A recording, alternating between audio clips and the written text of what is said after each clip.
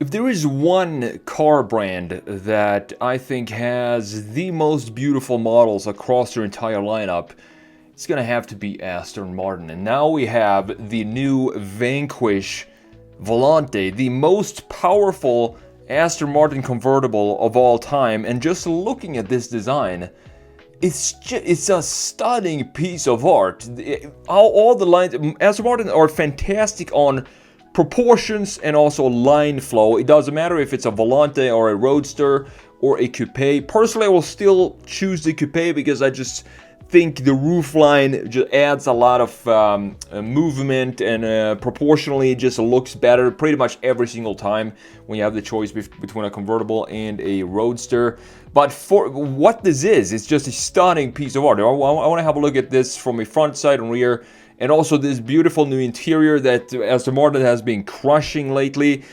It didn't used to be like that just a couple of years ago. The generations before this one, and also the Vantage, the previous generation, just looked so messy when you looked at the interior. But now everything is cleaned up, and I think they're heading in the right direction. There's one detail though here in the front end that doesn't really makes sense to me. It makes it look, every time I see the Vanquish, it looks like a basking shark, if you've seen those, with the nose sticking out too far, and then you have the big mouth underneath. I made a redesign of the Coupe, but I might make a redesign again on the Roadster on the Sketch Monkey channel later on this week or this weekend. But first of all, let's have a look at what this is all about. 2026 Aston Martin Vanquish Volante revealed as drop-top flagship, 823 horsepower, 5.2-liter twin-turbo V12 as its coupe sibling, making it the most powerful production Aston convertible ever. Aston claims the Volante is good for up to 214 miles per hour with the roof down. Pretty interesting experience, making it the fastest series production convertible Aston Martin has ever made, obviously at those speeds. So between the Coupe and the Volante, I did not know this, but they're actually going to limit the production to fewer than 1,000 units per year, and I think that's a good idea. It's going to keep the exclusivity up, and it's also going to keep the value of these cars up. But again, just looking at the front end here, this grille, man, I think it's a little bit too big, and it's also concave. It's not convex. I definitely want to have this grille be convex in the front end, because when you look at it from a side view, you can see that it sort of scoops inwards in the front. It looks very strange to me. That's just the smallest detail that I would like to change on this design. So the 5.2-liter twin turbocharged V12 found under the hood of the revised Vanquish twins was developed from the ground up for the new flagships, meaning that we are going to have V12s for the foreseeable future in both Aston Martin and Bentleys, because they would not spend, I don't know, hundreds of millions of dollars developing a new V12 and just keep it for one single model. That does not make sense to me. They're probably going to see a bunch of different versions of this in future Aston Martins as well, which is great to see. It spawns a stout 823 horsepower, 738 pound-feet of torque. Peak torque available from 2,000 RPM to 5,000 RPM. And this goes 0 to 60 in 3.4 seconds. I do believe it's probably going to be quicker than that. Sounds pretty conservative to me. Top speed 214 miles per hour. You have a 8-speed ZF rear-mounted torque converter transaxle. The weight distribution of this is most likely 50-50 if you have the transmission in the back, the big engine in the front end. As with the Coupe, the Volante gets an electronically controlled rear diff. Now, sometimes I totally agree with this, removing the roof of a car makes the convertible look awkward and out of proportions, and not so with the new Vanquish Volante. As with the Coupe, the new Volante is a head-turner, and even though the grille has grown by more than 13%, I think they're talking about the old Vanquish here and not the Coupe. I'm not sure, because I put the Coupe in Photoshop next to this Roadster, and you tell me if it looks like it's 13% bigger size of the convertible, but I do think they're talking about the previous generation.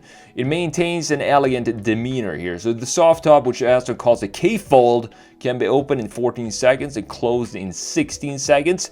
It comes exclusively in a two-seat setup and has physical controls for all the important driving functions, such as the drive mode, stability control, and the active exhausts. When you need them, a pair of 10.3-inch digital displays provide information and gauge cluster duties. Exactly like I want to see. I mean, have a look at this interior, how beautiful this is. It's not all the complex surfacing and lines and angles and stuff that went on in the last generation of Aston Martins. This is so much better. And I love that they also kept the physical buttons in addition to two screens, which I'm not against at all. We can have the gauge cluster be a complete screen, even though personally I do prefer, dials. Physical dials where you have the gauge to see exactly what level you're at or whatever your information you're looking at. It just looks more classy to have physical stuff in there. But now we have, digital for everything, which is totally fine because we still have a housing for it here. I'm gonna have a look at it more in Photoshop in a minute. Now, first deliveries will take place in the third quarter of 2025. Prices aren't yet available, but you can expect about $500,000 for the convertible, and the coupe is about $432,700. In case you missed it, my 11-hour online class in design sketching is now only $47. If you have any desire to pick up the skill of sketching products using simple tools such as a big pen and cheap print paper, this is something you want to check out. Over the years, I've taught thousands of students from all around the world how to sketch cars and products, and most of them have seen amazing results from my classes. Analog Designer Pro Pack is the full bundle of all my classes I've released over the years, and it's yours for just $47. Check out everything that's included and see what my students have to say in the link in the description, or simply visit analogdesignerpropack.com. So with that said, let's jump into Photoshop here and let's have a look at this stunning design of the new Vanquish Volante. And I wanted to show you this angle specifically because I think this angle is just an absolutely fantastic view of the line flow that Aston Martin puts in their vehicles. Look at the hood design here, for example, just how stunning this little design is. I mean, the small features and the lines that we have in the front end. This is something that I feel is missing today in a lot of vehicles, just having this beautiful flow here in the front, looking stunning. And this is something that a designer actually sketched out by hand, because these are lines that you can see are stemming from a human hand and the emotion that you get out of sketching with pen and paper. I also love this shoulder line. It's very hard to sketch in this angle here, but you can see that we have this line right here. See if I can hit it properly. That goes from the entire side all the way back here and into the front end, and then of course into the headlight unit right here. Just a beautiful looking design. This piece right here, the hood, I could put that up on my wall and just have as a piece of art, 3D art, and just analyze all the surfacing and the flows that we have going on in the hood of the Vanquish. I think it's a stunning looking design. Now here we have the front end, the side, the rear, and the interior. So I popped in the coupe version here, and I think they have the same size of the grille, and I think they were talking, as I said, about the previous generation of the Vanquish, how the grille is increased in size by 13%. But this is something that I know not everybody agrees with, but this grille to me, it feels like we have this convex feeling, meaning that it goes inwards like this. I want to have it go outwards like this, like we're used to seeing from Aston Martins, just up until even the new Vantage has the convex shape. And I think that is an very important little detail. You can see the convex solution here as well. Just having it concave, and I want to have it convex like this. In side view, it totally transforms this design, and it doesn't look like it has has this overbite now that we have when we have this concave solution. One of my favorite lines of any car design is this line right here for Aston Martin, going down into the hood, creating the top piece of the hood. Here we have some nice flow in the side. You can see the reflections here, just how beautiful this is. A nice little intake here on the side as well. Nothing crazy, and this big bulge for both the fenders where the headlights sit. Very exotic styling, of course, for the Vanquish. Now, looking at the side view here, this is what I'm talking about. You can see the shark analogy here. Maybe you have the nose of the shark here sticking out, and then you have this big mouth being concave instead of having this be convex. So we fill this area outwards instead of having it be dipping inwards like this. It's such a small detail that is.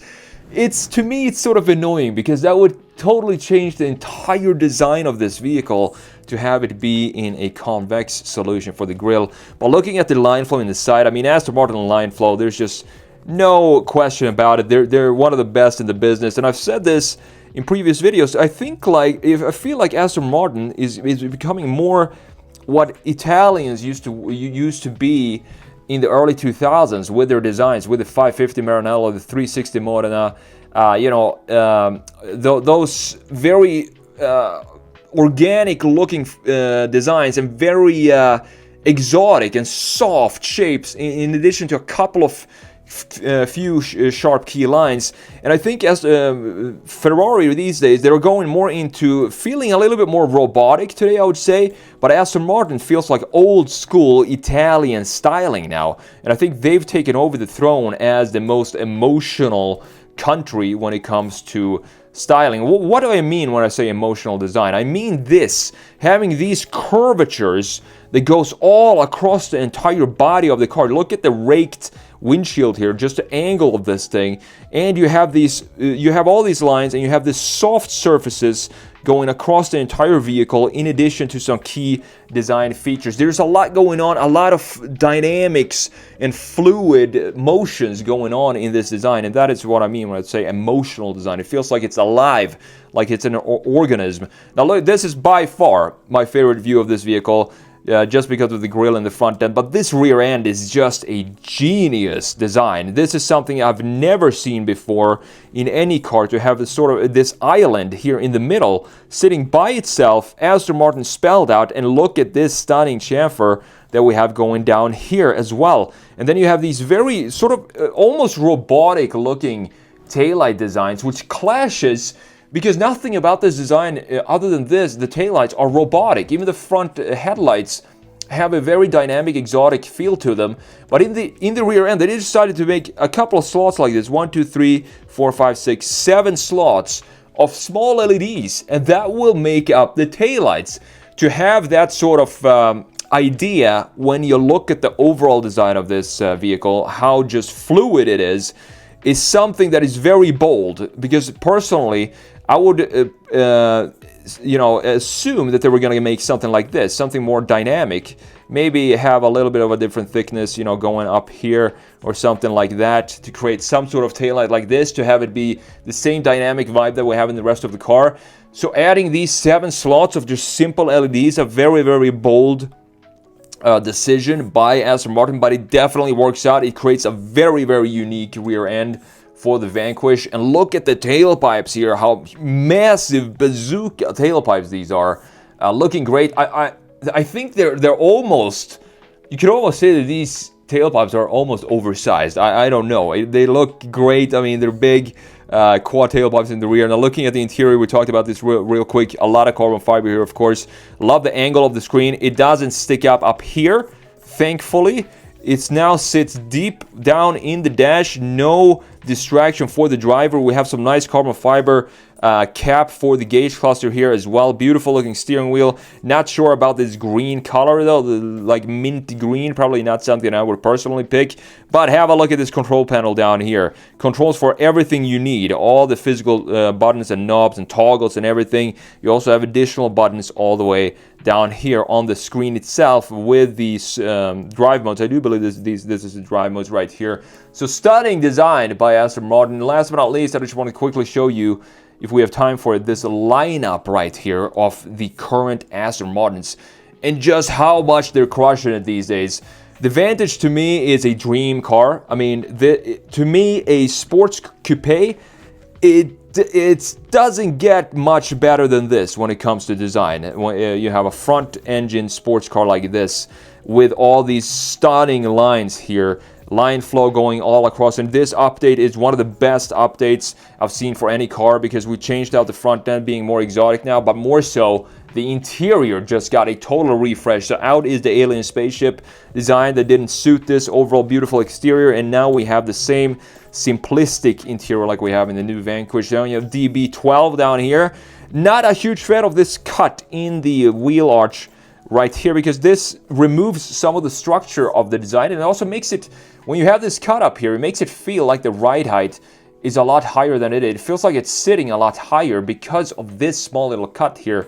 But other than that, I mean, line flow again, we have this nice dipping shoulder line coming into the muscle in the rear axle, and very stunning taillight design here as well. Beautiful wheels. Thankfully, they're not black at all times these days. We have this nice cut in the lower section as well to carve out some of this volume in the rear. And then we talked about the Vanquish already. Now here you can see again how this just cuts in this area and creates this line here, which, oh, it's so annoying. I just want to fix it. You know, you can see it here. It's so much better on the DB12. This is what I'm talking about. It's concave and not convex like that. But other than that, as you know, this is a beautiful looking design.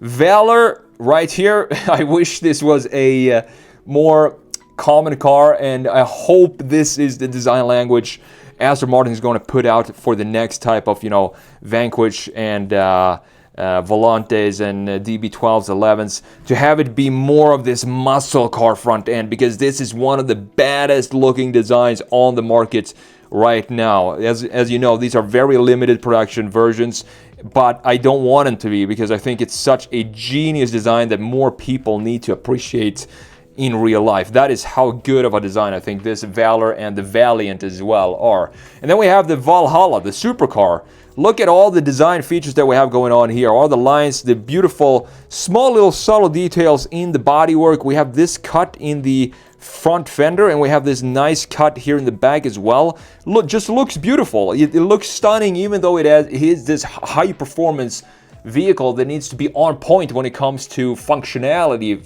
first and foremost, but it still looks great. It still looks like a proper exotic and not like a Le Mans car with wings and, you know, cuts everywhere. It's still a beautiful looking design.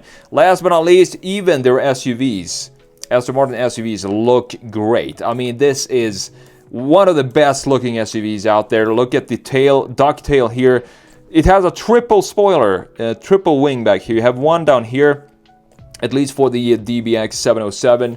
One spoiler up here, another one down here, or wing, and then you have a third one down here. So it definitely has the correct downforce in the rear end, and we have this beautiful, nice cut here in the front fender again. So the overall lineup for Aston Martin right now today is one of the best lineups in the business, in my opinion. I think they're crushing it. And I hope I get to drive the new Vantage pretty soon, because that, to me, if I had that for a week here as a press car, I don't think I would be able to take my eyes off it. It's such a beautiful looking design.